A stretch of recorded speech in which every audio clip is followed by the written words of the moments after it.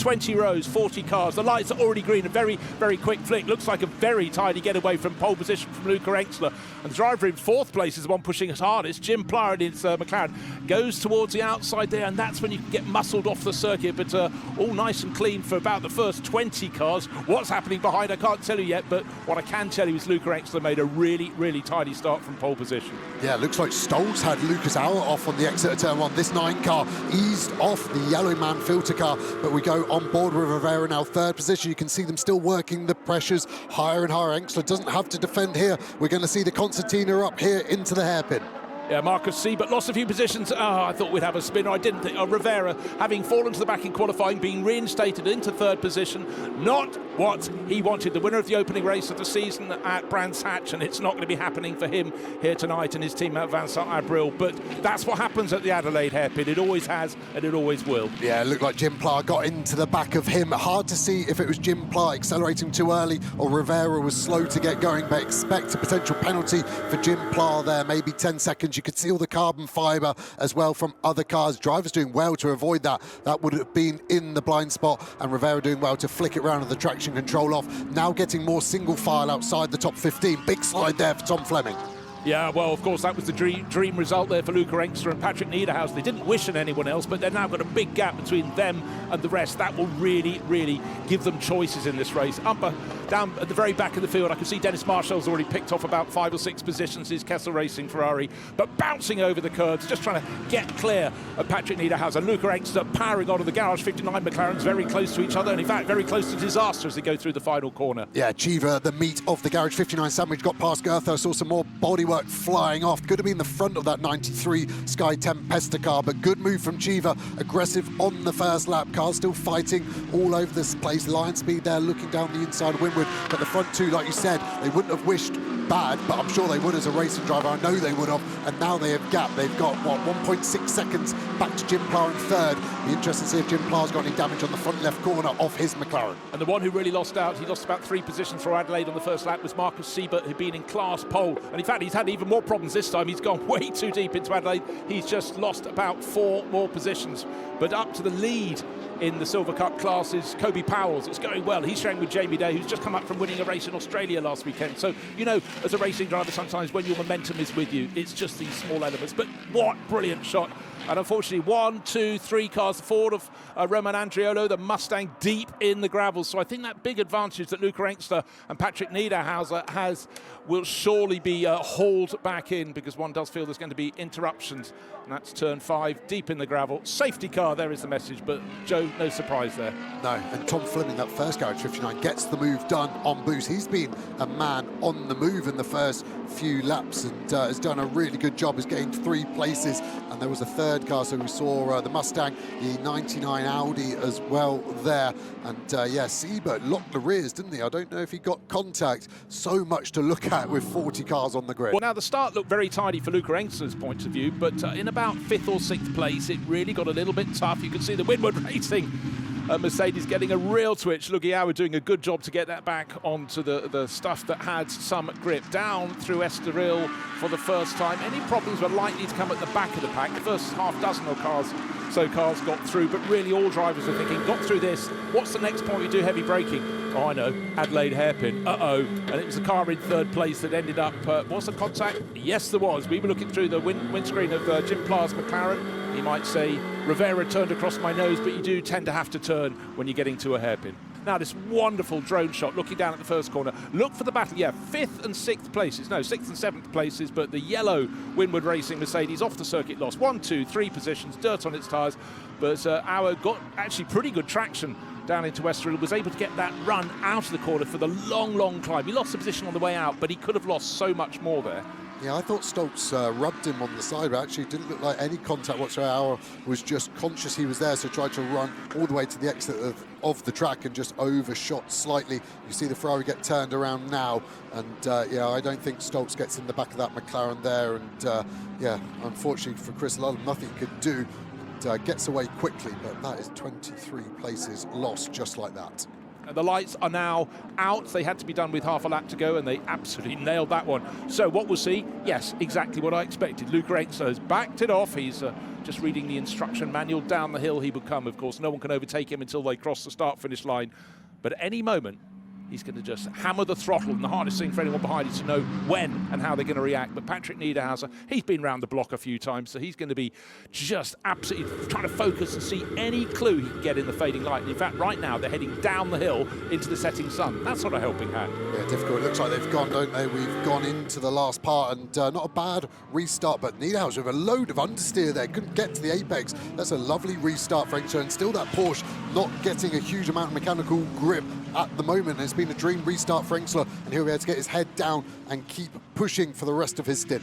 That was really, really clever to accelerate almost on the point of braking. So everyone accelerates, then brakes. And yes, definitely the front end on Niederhauser's Porsche washed away a little bit. Others are still trying to struggle for grip as they're getting around Estoril. Up the long, long climb they go towards the Adelaide hairpin.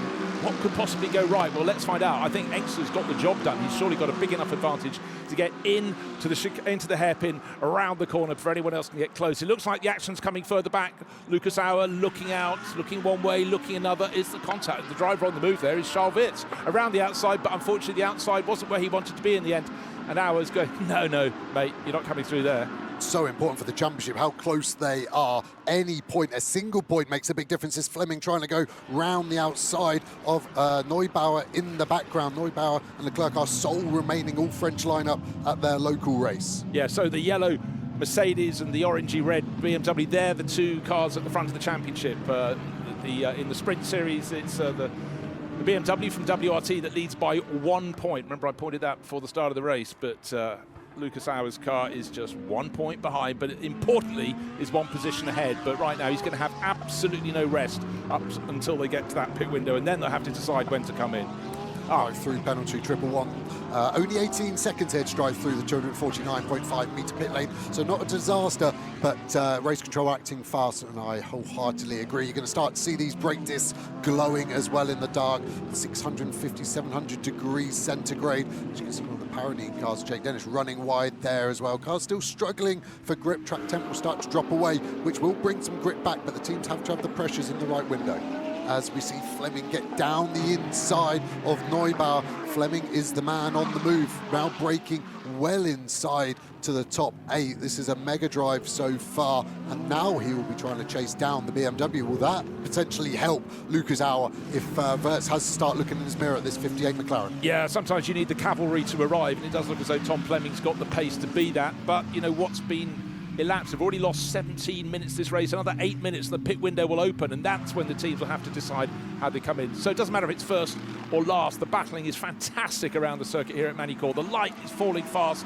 We had that quick safety car period, couple of cars out of the race after contact up at the Adelaide hairpin. Up front, it's still Luca Engstler, 1.1 seconds to good. Almost no one else in the race has got a margin as big as that, because they are nose to tail as they work their way under heavy braking down to 45 kph round the Adelaide hairpin. And you can see drivers starting to get ready. Vince Abril looking distraught there. They had a terrible qualifying last, then got back up to 4th, getting their lap back, and now they're back to last. And that's why Vince Abril was pretty distraught. I wondered why he wasn't kitted up, ready to go. There's obviously a problem on that car. Is that from the contact, or is that a different issue? I would guess it's the former.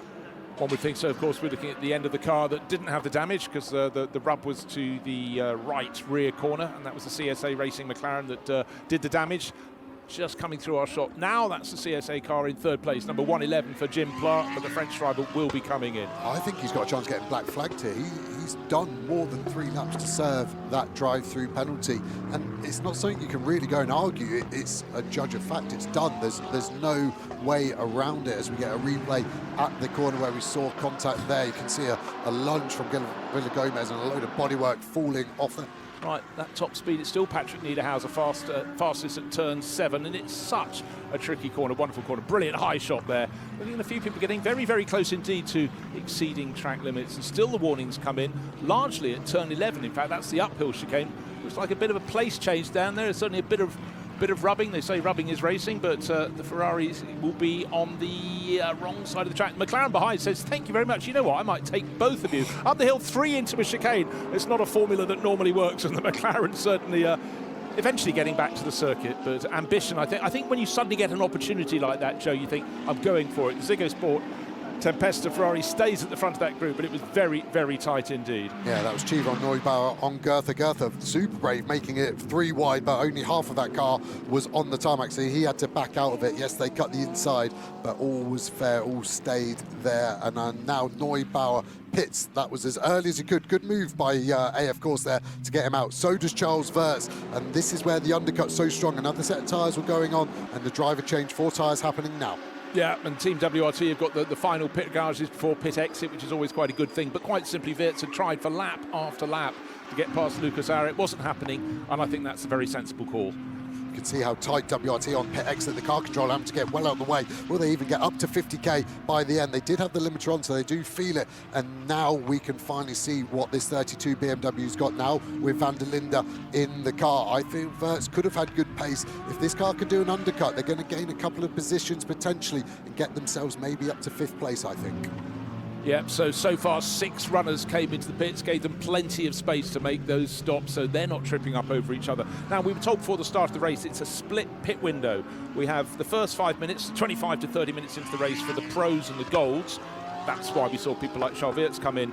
And then 30 to 35 minutes, the silver and bronze drivers. A lot for the crews to think about. Yeah, that was a ballistic pit stop from WRT as well. 2.5 seconds quicker than the AF Course Ferrari that pitted on the same lap. So they've definitely done a number there. Now Engster can pit. He couldn't pit the lap before because he was the race leader. The pit window hadn't opened. Niederhauser in as well, 50 kilometers an hour. You can see the dash going red. That must be really close to going over the speed limit. The driver will just keep it full throttle. We saw a penalty last time out for a pit speed violation for a WRT car of Marciello. So we have to keep an eye on there. Grasser getting to work. That rear right didn't come off super fast. Any mistake is 2 or 3 tenths lost. Is this going to be a race in pit lane between the Lambo and the Porsche? Yeah, well, he certainly had the advantage for the pit stops. And remember, it was about 1.5 seconds clear. Luca Engster to 2.2 when they came into the pit lane. Right, there goes car 63, the Lamborghini that started from pole. And they have swapped around. So Rutronic Racing, you blew the trumpet for their pit changing skills, and they've done it again. And where's going to be Charles Wirtz, now driven obviously by Van der Linde. They're coming out the last corner. It's not going to be the lead, but they're going to be right on the back of the top 3 for WRT, and just about getting in front of that traffic. Luckily now for Jordan Pepe, he will be fired up. That was not a good pit stop. It was for that Rutronic car though. Well, there were high fives all around in the Rutronic Racing garage. Clearly it's something they work on very, very hard, but that comes with rehearsal, that comes with clarity of thought, and job done for them. As we see the 111 pit, but this isn't its drive-through, this is a full service, so they're still owing us a drive-through penalty.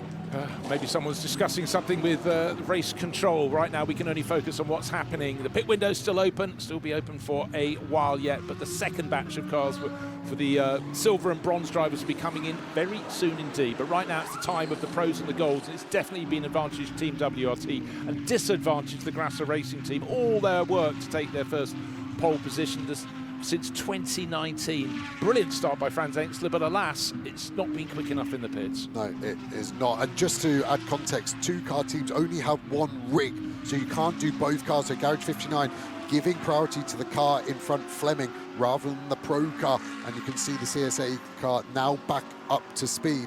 But for me, they've still got 18 seconds to be added on once they do their drive-through. And we have to box this up for the drive-through. Sorry for that, but drive-through is confirmed. I'm really sorry, but box this up for drive-through. Well, for the 111 crew, that's a disaster for them. We knew it was coming. Simon Gachet's just taken over after the pit stop, but alas, the penalty was for Jim Plar on the opening lap of the race. What a deflation for Simon Gachet. Yeah, super tough there. So cruise through one of the shorter pit lanes of the year. So not as bad as it could be, but rules him out of an overall podium today.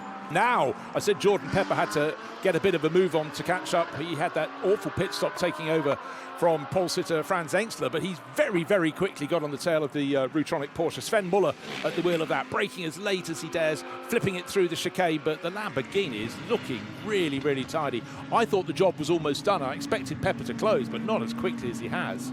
We've seen that a lot as he gets alongside on exit. It's going to be side by side. It will favour the Porsche as the circuit flows to the right. Pepper's going to try and go round the outside. Will he have to cut the inside? Look at the straight line performance. They go door to door, and I think Pepper's got a chance of hanging around the outside. He backs out of it. Surprised at that. He was so far in front. I think he could have controlled the apex and asked Niederhauser, do you want to turn me around? Does he need to though? He's going to get a good exit here, and if he can get the overlap, which he doesn't, this race is going to get lively. Pepper's so aggressive, and Niederhauser doesn't seem to have the pace to hold him off. So coming up the hill towards the Imola chicane, last time around the cars were much closer. In fact, the Lamborghini was going up the left-hand side of the track from the driver's point of view. This is the battle for outright race lead. It's nip, it's tuck, it's Chateau d'Eau, and again the move covered off by Sven Muller. You've got to work harder than that, Pepper. You know what? This is what he loves. The South African will be really just plotting his move. But that was a much better exit from 180 from Sven Muller, and that bought him a little bit of a space.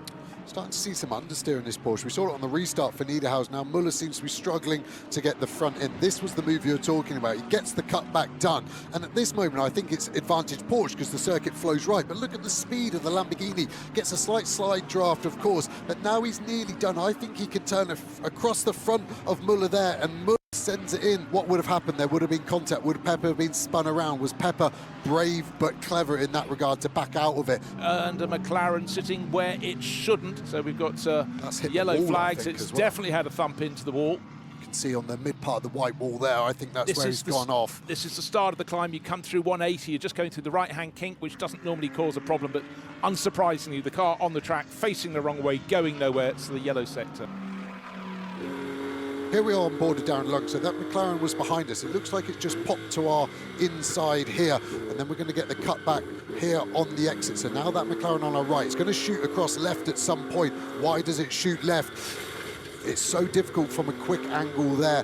Did the 111 McLaren come across the front of us there, or did Darren Lung not leave him enough space? At the moment, I'm going to call that a racing incident. We've got to restart, and it's gone very quickly indeed. It almost feels like full darkness. There is some light in the sky, but Jordan Pepper, again, you've talked about the Porsche really struggling to get any heat in its tyres. Two Porsches there, but it's the Lamborghini who's about to go past the pair of them. This is for the lead of the race, and can the Lamborghini that started in pole position get the move done? Again, he's not quite a car length clear. He wants to pull across, and now, just now, has he managed to do it, down to Chateau d'Eau. He'll have the corner covered. Great move, goes in deep though. Can we get a cutback from Muller? We look back from the Lamborghini, you can see the splitter, you can see it getting into the back of the diffuser of this Lamborghini. The headlights ablaze, and the Porsche, not happy as it came off the curb at T12, had a huge snap of oversteer, and that allowed Pepper then to set the move up coming out of 13, and Redone was involved but really didn't play a part, just made it 3 wide, a bit more Hollywood. But what can Muller do now? Pepper had the pace. I expect this to be Lamborghini going, gone. This was when Niederhauser got that snap of oversteer. You can see him running deep, so then he compromises his entry here at 13. Pepper gets the cutback, so tucks back, gets on the throttle earlier. That's why he's got more speed. Redone maybe did affect Muller being able to let the car run wide, but I think the job would have been done if that Porsche was there or not of Redone. First to second now, 1.3 seconds, so another 1/10 of a second gained by our race leader. That's Jordan Pepper, so this is possibly going to be Lamborghini's first win on the visit so far here to Magny-Cours, right in the heart of France. But Sven Muller and Patrick Niederhauser, if it hadn't been for that slow pit stop, it could have been a very different story. Yeah, just one more thing for Pepper to contend with is getting past the Qatari Audi on this lap. And one other thing to contend is the fireworks that are being let off on the last corner. SRO doing a great job with the fan activation here. Yeah, properly dark here at Magny-Cours now. And it's just coming up to 9:45 at night, but we're into the final minute or so of this race. And just going down through the classes, the gold class in 6th place is being led by Louis Pret, the silver class in 7th place by Jamie Day, and the bronze class, Basha Mardini, but he's only 1.6 seconds clear. We said the safety car period might have helped him, but suddenly Darren Lung's got his tail up in the Paradigm competition, BMW. Jake Dennis started way down in 27th position. He was the driver making the most ground in the early stage of the race, and can Durran, the fellow Brit, get the job done? Basha Mardini may be able to hang on. Yeah, and we've seen some more track limit penalties, and just saw it for the 93 car there. bang, we get to the end of the hour, but I'm fairly sure this is now the final lap. There is the message from race control. Final lap of the race. Jordan Pepper's got to hang on, and as he sweeps through the Grand Curve, that's the first corner, no one immediately ahead. He turns into Estoril. Already the car in front of him has gone out of that corner. It's the number 74 Kessel Racing Ferrari, the car that we thought was going to start on pole, had all its times taken away. Jordan Pepper could have told him to cancel the fireworks. He was going to deliver it himself, wasn't he? And the pace has been phenomenal. Fastest lap of the race, his theoretical lap, if you put all the sectors together, best. He's 4/10 quicker than anyone else on this 40-car field. So even with the 15 kilos extra after qualifying, this Lamborghini has had a great run. Like you said, Bruce, the only thing was the pit stop, and they will want to address that ahead of the race tomorrow. The team now going to the pit wall.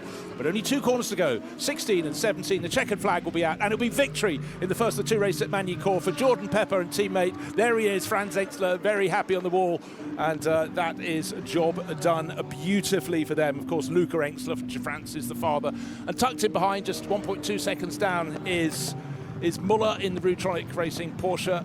And a car pressing on to take the Gold Cup win is Louis Pret, just coming across the line in 6th place, and in behind him in 7th will be the Silver Cup winner of Jamie Day. And we're waiting to see who is going to be coming through in the bronze class lead. Is it going to be Basha Mardini, who's held on in the 89 Porsche? Mardini's done a mega job, got a good exit in the Porsche. Last chance, Darren Lung flushing the headlights. Mardini just needs to hook up this apex, and the bronze class win will be his. Great drive there from Mardini to hold on under big pressure. Yeah, really did. He was sitting on a margin of about 6 seconds with traffic between, and then the traffic dissipated, and then on came Lung. But job done for Bashan Mardini and Lion Speed GP. They will be very pleased with that. We've had 7 races, 7 different winners, 6 different manufacturers. Time for the spray. And it's a great podium. Just behind the main pit building, and people can get in close, and it is a chance, because this meeting is all about getting the fans to see the crews, to smell the cars, to see the drivers, see their joy as well, maybe their despondency too. But when you're seeing people on the podium, they're normally more filled with joy than the latter. But for Garage 59, the McLaren crew, victory in the Gold Cup class. Hard fought, but they were well clear, and they were really starting to trouble the front runners. So let's take a look at the overall results. And it's Luca Exler who started from pole position, and Jordan Pepper who put them back into the lead after that slow pit stop, knocked them back to second. Patrick Niederhauser and latterly Sven Muller got very close indeed, but just couldn't get to the front in their Rutronic Porsche. 3rd place, Charles Weerts and Kelvin van der Linde. Championships are won by scoring consistently, and that is what the Belgian South African crew are doing for Team WRT with their BMW. And in behind, Luca Auer and Maro Engel in their Mercedes, and another Mercedes, the VDS car of Lucas Stoltz and Maxime Martin. 5th place overall, top gold class car in 6th, and we've just seen their podium.